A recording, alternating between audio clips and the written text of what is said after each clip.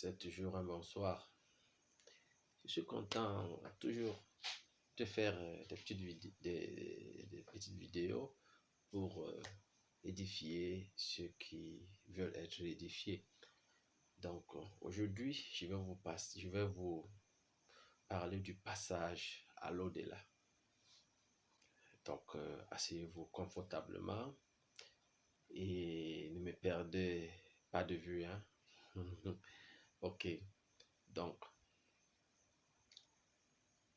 ce que nous appelons la mort, donc la séparation du corps matériel et du corps spirituel. C'est ce que nous appelons mort. Alors, mais en fait, ce n'est pas ça la mort, parce que la mort, comme je l'ai dit ailleurs, c'est l'éloignement de la face de Dieu. Quand on s'éloigne de Dieu, du bon Dieu, donc de Dieu de lumière, quand on s'éloigne de la lumière, on est dans les ténèbres. Vivre dans les ténèbres, c'est mourir pour nous, les fils de Dieu. Donc, nous sommes immortels. Donc, nous ne mourrons pas le genre que l'esprit cesse de vivre. Non. Mais nous mourrons par ce passage de la lumière aux ténèbres. Vivre dans les ténèbres, c'est mourir, en fait. Et puis, c'est très important de connaître que dans les ténèbres, nous sommes des esclaves. Dans la lumière, nous sommes des enfants libres, des dieux libres. Alors, lorsque l'âme se sépare du corps matériel, il prend un autre circuit. En fait,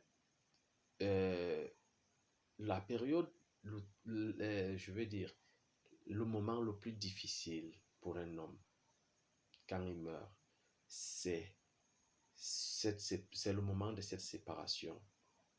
Quand l'âme veut quitter le corps, vous sentez une douleur pas possible. Vous avez l'impression que vous êtes en train d'étouffer. Vous cherchez de l'air. Vous cherchez à vous rattraper. Vous cherchez, au fur et à mesure, le niveau de stress monte. Vous voyez la plupart du temps, quand quelqu'un meurt, il fait les selles sur lui ou bien il pisse. Quand vous pissez, c'est le moment de la délivrance.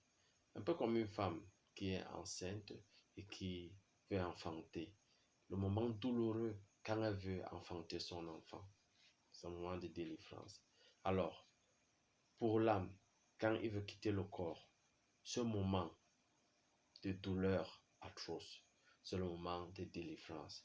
Alors, quand vous traversez cette étape de douleur, vous entrez dans un tunnel. Dans ce tunnel, il fait noir. Vous ne voyez rien du tout. Et vous avez l'impression de voler. Vous avez l'impression d'être léger, de pouvoir nager dans l'air. Ah, c'est comme ça que ça se passe. Et ensuite, quand il vous arrive à ce moment-là, et après ça passe comme si c'était un rêve, vous vous réveillez. Au moment que vous vous réveillez, vous croyez que vous êtes encore vous-même, mais vous n'êtes plus dans cette enveloppe de chair. Vous voyez des gens autour de vous qui ne s'occupent pas de vous. Vous essayez de leur parler, vous ne parvenez pas. Vous essayez de faire des gestes et tout, vous ne parvenez. Vous faites tout ce que vous voulez, mais ils ne vous voient pas. Ils ne sont pas au courant de vous. Quand vous essayez de toucher quelqu'un, la main traverse. Alors, ça c'est la deuxième étape. Et c'est une étape d'isolation. Ça vous fait mal.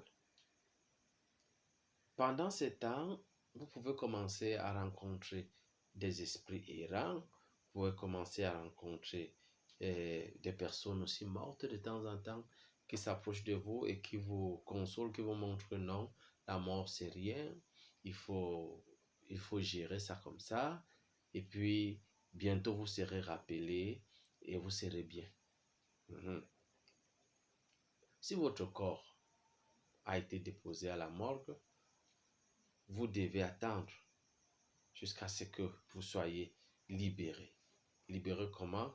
Que vous allez, ce corps doit rentrer dans la poussière. C'est bien quand on renvoie le corps dans la poussière, parce que dès qu'on renvoie ça dans la poussière, vous vous sentez libre, léger, vous êtes prêt à partir maintenant.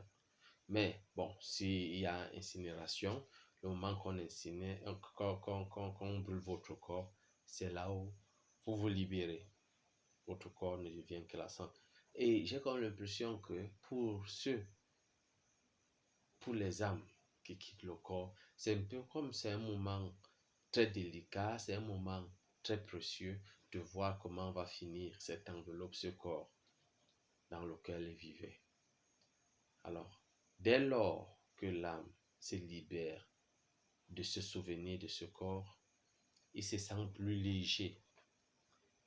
Je crois que c'est le sentiment qui fait qu'il devient léger, le sentiment de croire que non, je n'ai plus rien à voir avec cette enveloppe, qui le rend léger. Et le voilà, il peut partir. Et alors, là, quand vous partez,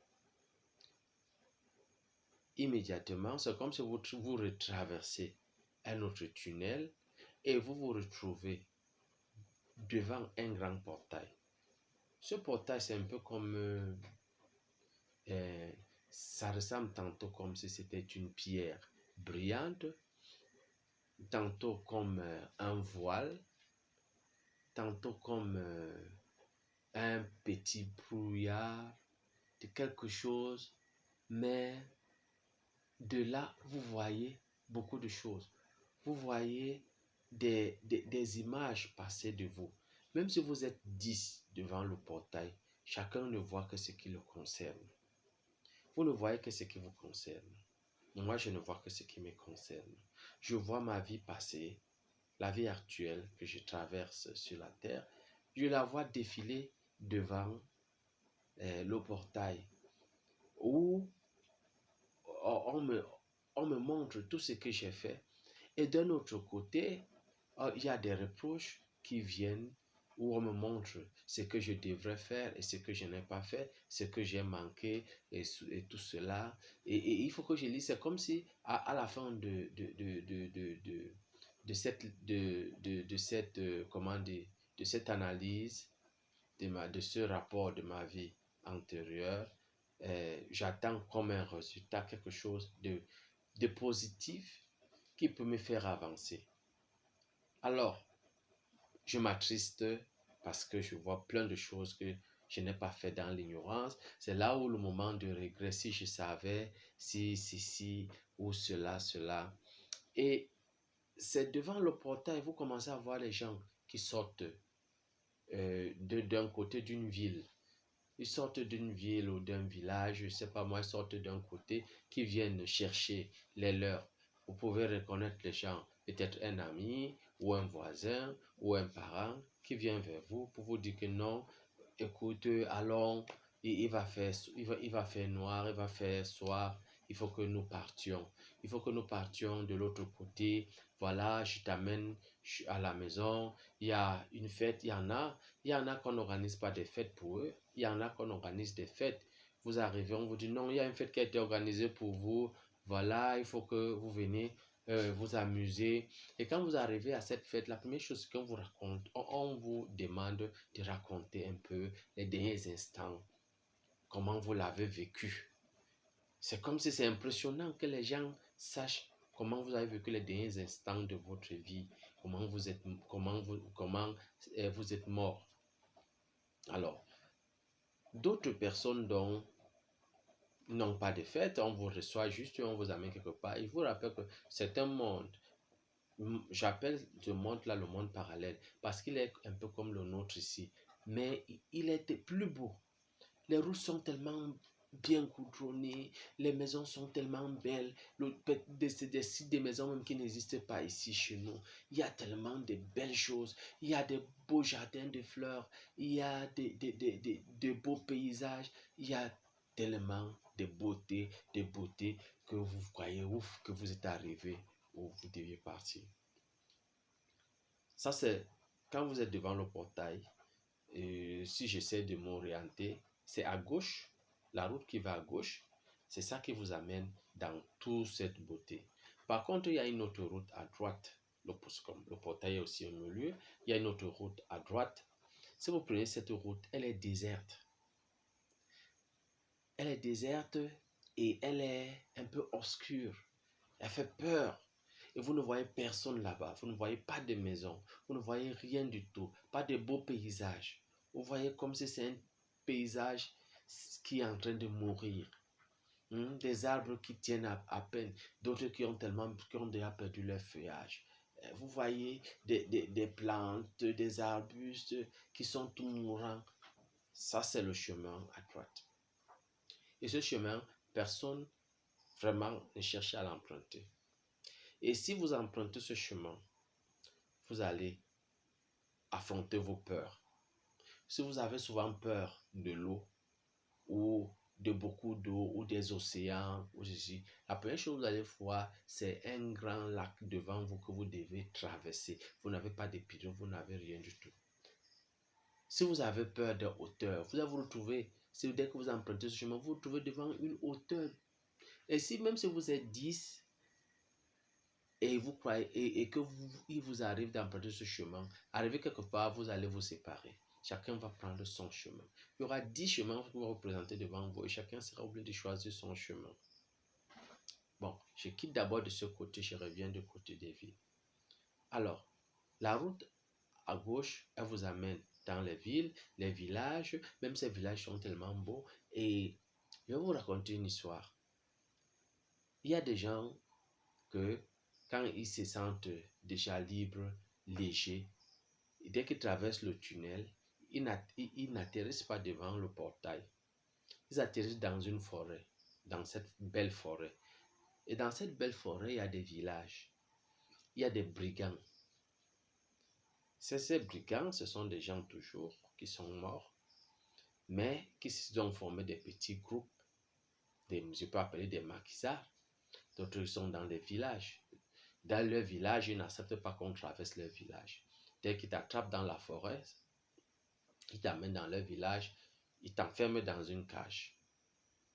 Jusqu'à ce que le temps vienne, qu'on te juge capable de vivre dans leur communauté et on t'insère dans leur communauté. On t'oblige à vivre avec eux au lieu d'aller dans des villes, des jolies villes qui sont à côté. Alors, beaucoup de gens arrivent à ce niveau et sont transformés en esclavage. Il y a des esclaves là-bas. On te transforme en esclave dans ces villages jusqu'à ce qu'un jour, peut-être quelqu'un de ta famille te reconnaisse et cherche à te libérer pour t'amener ailleurs. C'est comme ça que ça se passe. Notez bien que je ne parle pas de ceux qui meurent de cons ou de femmes là. Non. Ceux qui meurent la mort naturelle pour partir de l'autre côté. C'est d'eux que je parle. Alors quand vous arrivez donc là-bas, dans ces villes qui sont très belles, vous rencontrez que c'est une société bien organisée. Je vous rappelle que même la bière, on boit là-bas. Il y a la 33, il y a la Castel, il y a la Beaufort, il y a la Heineken, il y a la Guinness, il y a tout genre de boissons, même les boissons que nous ne connaissons pas ici. Et quand vous arrivez là, on vous propose même de vous marier. Il y a même des gens qui ont été des chefs d'église ici, dès qu'ils avoir le don des grandes paroisses, de diriger. Vous arrivez là, on vous donne la possibilité de trouver du travail, on vous donne la possibilité de vous marier, mais seulement vous ne pouvez pas faire des enfants. Là-bas, on ne fait pas d'enfants, mais vous pouvez bien adopter des enfants. Donc les nouveau-nés, les enfants qui meurent ici, qui arrivent là-bas, vous pouvez bien vous adopter un enfant et vivre avec lui. Mais vous ne pouvez pas, les femmes là-bas ne peuvent pas accoucher. Mais il y a des gens qui ont des femmes, qui vivent ont des rapports sexuels, parce que vous avez l'impression que vous êtes toujours vous ici. vous oubliez même que vous n'êtes plus mortel. Vous vous mariez et vous faites des choses. Il y a même des universités là-bas, les jeunes qui meurent ici, ils vont continuer les études, les écoles, les grandes écoles, les écoles primaires, les maternelles et tout ça. Il y a tout ça. Il y a tous ces systèmes d'éducation là-bas. Donc, je ne sais pas si c'est nous qui avons copié ou ce sont eux qui ont copié notre système de vie, que c'est presque ça. C'est pour ça que j'appelle ça le monde parallèle. C'est comme notre monde, mais il est parallèle. Il y a des gens qui vivent là-bas depuis des centaines d'années, des milliers d'années. Ils ne cherchent même pas à comprendre le contraire, qu'ils ne sont pas arrivés au terme de leur voyage. Parce qu'en fait, c'est un monde illusoire. Ce monde, on ne devrait pas y rester. En fait, on devrait emprunter le chemin désert qui est de l'autre côté, à droite. On affronte ses peurs jusqu'à ce qu'on n'ait plus peur de rien. Et quand vous n'avez plus peur de rien, vous continuez sur ce chemin. Vous avez l'impression que vous avez marché tellement longtemps et à un moment, vous entendez comment on vous appelle. Ce n'est pas le nom que vous portez ici. Ce n'est pas un nom, comme on peut dire ici. Mais quand vous entendez cette voix qui sort d'une grande lumière, c'est comme un soleil qui est devant vous, qui apparaît devant vous. Et de là, on vous appelle. Et quand on vous appelle, vous devenez léger. Et quand vous devenez léger, vous êtes transformé. C'est comme si vous êtes dirigé. Votre énergie brûle comme de la lumière. Alors ça vous propulse dans ce soleil. Et quand vous entrez, vous atterrissez quelque part. C'est là le monde du repos. C'est là en fait qu'on devait aller pour revenir recommencer. Et quand vous arrivez donc à ce niveau, quand maintenant vous arrivez dans ce nouveau monde, le monde du repos, il y a un archange là-bas, c'est lui qui dirige tout. C'est lui qui renvoie les gens ici. Alors, il vous reçoit, il vous donne des conseils par rapport à ce que vous avez vécu sur la terre, qu'est-ce que vous avez manqué, est-ce que vous êtes prêt à vous rattraper, est-ce que vous êtes prêt à aller recommencer. Vous êtes prêt, vous entrez dans la méditation. Là-bas, il n'y a pas, ça ne fait pas de bruit.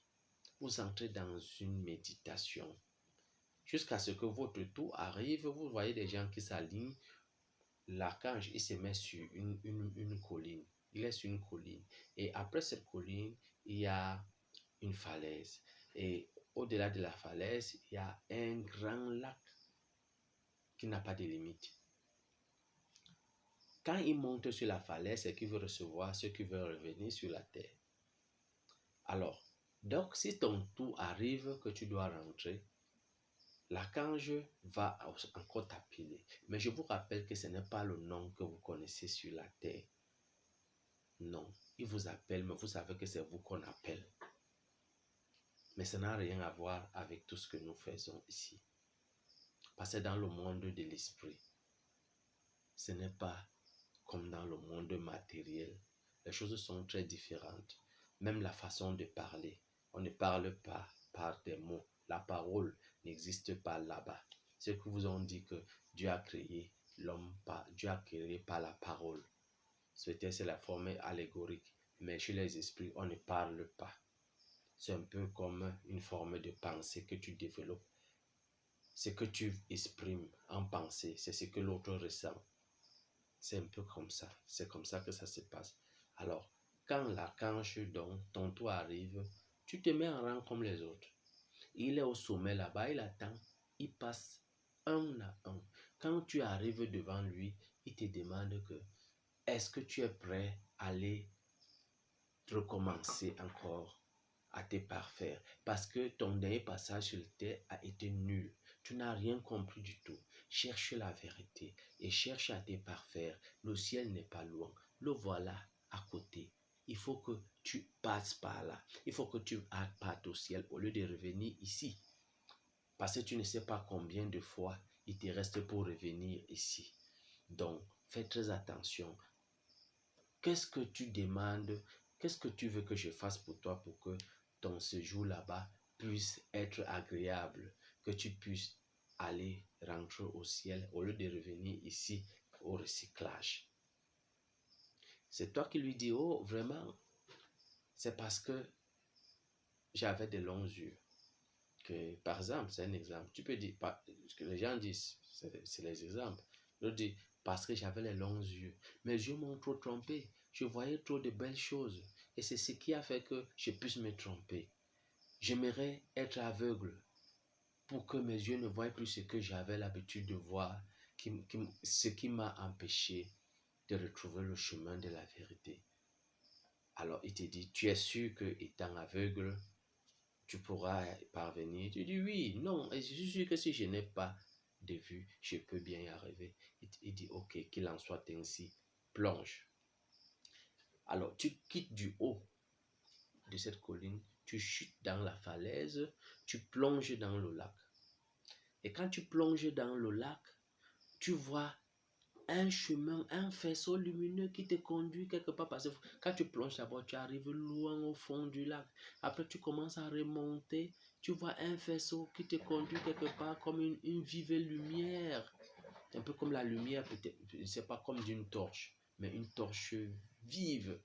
Ça te conduit, tu suis cette lumière jusqu'à ce qu'à un moment, il y a comme une explosion. Ça fait PAM! Cette lumière éblouissante, cette explosion éblouissante, et ça explose sur toi. Et c'est net à ce moment que tu te retrouves dans le ventre d'une femme. Et c'est le premier battement de l'œuf.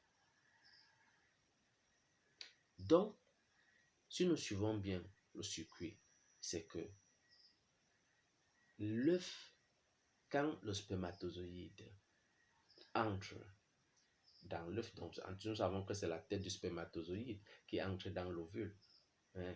Alors, maintenant, dès que la tête du spermatozoïde entre dans l'ovule, il y a comme un catalyseur, c'est comme un catalyseur qui fait à ce que immédiatement la force, l'énergie qu'apporte le spermatozoïde, plus l'énergie qu'il a trouvée, dans l'énergie de l'ovule, se condense et ça fait un Big Bang. C'est ce Big Bang, cette explosion, que l'âme qui entre dans le lac voit après le faisceau, qui fait BAM! Et c'est à ce moment qu'il entre dans l'œuf. Et c'est là où il y a le premier battement de l'œuf. Donc l'œuf, cet œuf prend vie. Donc l'esprit est déjà à ce moment. C'est là où l'esprit est à l'intérieur. C'est un défi que je montre à tous les scientifiques. Vous ne pourriez jamais le connaître. Ça, c'est moi qui le dis aujourd'hui. Parce que moi, je me souviens du parcours et je l'ai fait. Et je l'ai gardé. Alors, c'est en ce moment-là que l'œuf prend vie. Et le corps aussi que nous avons, c'est cet esprit qui entre dans l'œuf, cette âme qui fabrique ce corps. Il arrive dans cet œuf. Il trouve que tout est sous forme de schéma. Il utilise les 5 énergies qui le composent pour fabriquer le corps dans lequel il va vivre. Jusqu'à ce qu'à 9 mois ou 8 mois et demi, ou plus ou moins, le travail soit fini. Maintenant, il faut qu'il sorte pour commencer sa nouvelle mission.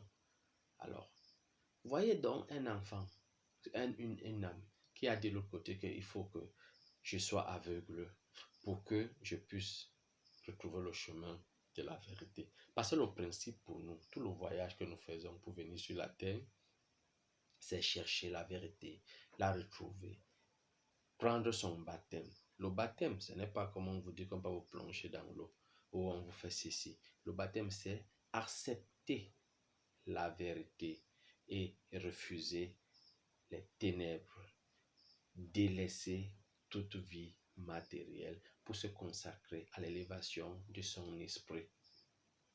C'est ça. Et dès que vous êtes déjà à ce niveau, ça veut dire que vous avez compris. Et c'est ça qui est difficile pour nous, parce que ce monde matériel dans lequel nous vivons nous empêche de regarder en haut. Nous regardons seulement en bas. Voyez donc quelqu'un qui a pris la responsabilité d'être aveugle. Dès qu'il naît, vous pouvez naître déjà étant aveugle, puisque c'est ce que vous avez choisi. Vous pouvez devenir aveugle après la naissance. Et il peut vous arriver un accident. Au cours de votre vie, vous devenez aveugle. Et là, vous commencez maintenant à vivre votre choix. Mais ce qui nous arrive, c'est que quand nous devenons aveugles, on commence à maudire Dieu. Oh, Dieu est méchant. Il a fait que les autres voient et que moi je sois aveugle. C'est la malédiction de la famille. C'est ce qui est arrivé. Vous ignorez. C'est l'ignorance. Vous ignorez que c'est un choix. On fait un choix avant de venir. Il y en a qui ne font pas de choix. Ils disent non, je reviens, je repars comme je suis rentré. Je vais faire des efforts. Il y en a qui disent non, il faut que je sois estropié. Et vous arrivez avec vos pieds et vos mains. Quelque chose va se passer pour que vous les perdiez. Ou bien même vous allez les perdre dans le ventre. Il va y avoir une malformation. Et vous allez les perdre. Donc, ce n'est la faute à personne si un corps vient. Si vous venez avec un corps qui a des défauts, ce sont vos choix. Ce sont nos choix. Ce n'est pas que Dieu est mauvais ou Dieu est méchant ou Dieu donne aux uns, il ne donne pas aux autres. Dieu ou bien alors qu'on va dire que Dieu Dieu prend parti. Pour certains, ils aiment certains, ils n'aiment pas les autres. C'est faux. C'est le choix que nous faisons. Nous faisons ce choix parce que nous voulons arriver. Nous devons nous parfaire. Mais comme en fin de compte, quand nous venons ici, nous sommes tellement éblouis par les plaisirs de la vie, par ceci ou cela. Et pire encore, tu peux atterrir dans une famille riche. Une famille qui est tellement dans l'opulence que dès que tu arrives, on dit non, c'est toi l'héritier, c'est toi-même qu'on attendait. On commence à te former par ceci, cela, on commence à te mettre dans des grandes études, c'est toi qui vas relever, c'est toi qui vas faire ceci. Finalement, tu oublies ce que tu venais faire. Mais pourtant, il y a toujours une petite voix, un certain élan qui te rappelle que fais attention. Il y a quelque chose que tu es en train d'oublier. Mais on ne s'y attelle pas. Et c'est là le véritable problème. Ce n'est pas un mystère. La connaissance n'est pas un mystère. Le mystère, c'est pour celui qui ne connaît pas. Dès que vous connaissez déjà la vérité, si vous refusez de vivre dans la vérité, c'est déjà que vous avez choisi que vous voulez être démon. Il n'y a plus rien à faire pour vous. Parce que tout le cycle que nous faisons, on part, on revient. C'est pour chercher d'abord à connaître la vérité. Si tu connais la vérité que tu la refuses, c'est qu'il n'y a plus rien à faire pour toi. Tu ne veux plus rentrer au ciel. Tu as accepté d'être démon. Quelles que soient les raisons qui te poussent à refuser la vérité, il faut savoir que si tu refuses la vérité, tu refuses d'être parfait pour rentrer, tu refuses d'abandonner la vie matérielle pour prendre la vie spirituelle. C'est que tu as accepté d'être démon et tu es en train de renoncer à l'engagement que tu as fait après la rébellion, de revenir au ciel, de rentrer à Éden. Donc, c'est ça le véritable problème. Est-ce que nous allons parvenir à rentrer au ciel, dans la lumière, ou nous allons rester dans les ténèbres et rester auprès de nos frères d'armes avec qui nous avons combattu dans la rébellion? C'est ça le problème. Donc, il faut faire un choix.